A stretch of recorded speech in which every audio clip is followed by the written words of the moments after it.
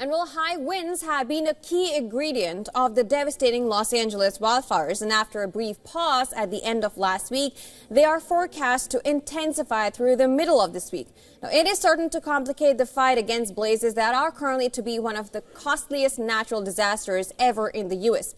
Now, here's a deeper look at the science behind the wind, including what it is, what causes it, and how it behaves in the geography around Southern California. Now, first of all, what is the wind? It is the movement of the air that results from differences in atmospheric pressure across a landscape. The greater the pressure differences, the stronger will the winds be. And topography matters as well. Treeless mountain peaks are typically windier without those trees or buildings, and different parts of Earth, that is water, land, or the heat from sunlight at different rates, they also shape the winds. Now, Southern California's winds typically flow onshore from the Pacific, carrying moist air onto land. The Santa Ana winds are warm currents that move in the opposite direction. They typically occur from September through May and are so dry that they're linked with some of the worst wildfires the region has ever seen. And that is in part because of the lack of humidity in the air that contributes to vegetation quickly drying. When the wind rushes into Southern California from the northeast, as it does during Santa Ana, it comes from Nevada and western Utah and over and between the mountains in between.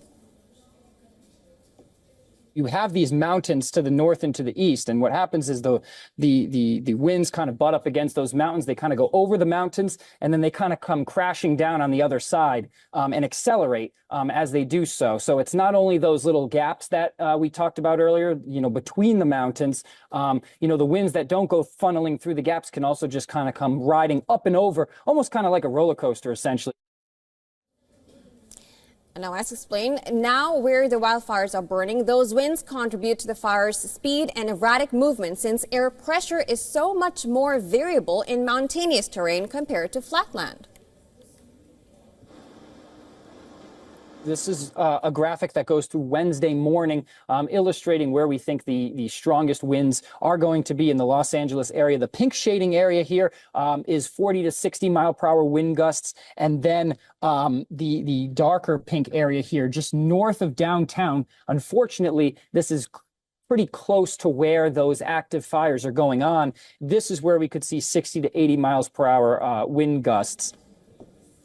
Although it is difficult to make a connection between climate change and the Santa Ana winds, but meteorologists do note that research shows drought conditions will worsen in the future along with climate change, which means increased fire risk from high winds.